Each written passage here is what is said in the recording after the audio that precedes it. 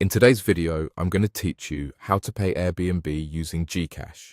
By the end, you'll have your Gcash card saved to your Airbnb account so you can check out smoothly on your next booking. First, open your Airbnb account and make sure you're signed in. You can do this on the app or on a web browser, whatever you prefer. Once you're in, look for the three lines at the top of the screen. That's your main menu. Tap or click it to open the options. From there, go to Account Settings. This is where Airbnb keeps all your personal details, security options, and payment tools.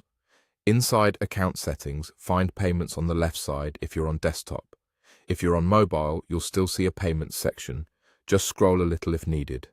Open Payments to view and manage how you pay on Airbnb. Next, select Add Payment.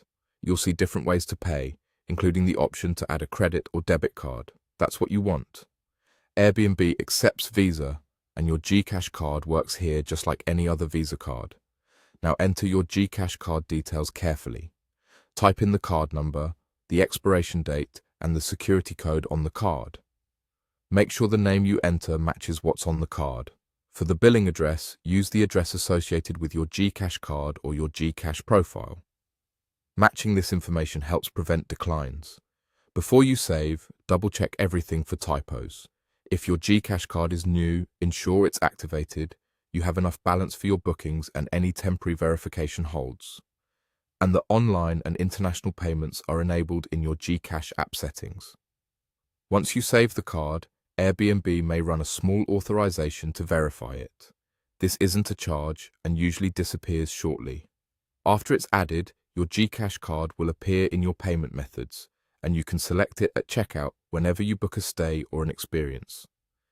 If you don't see the card option, try updating the Airbnb app or switching to a web browser.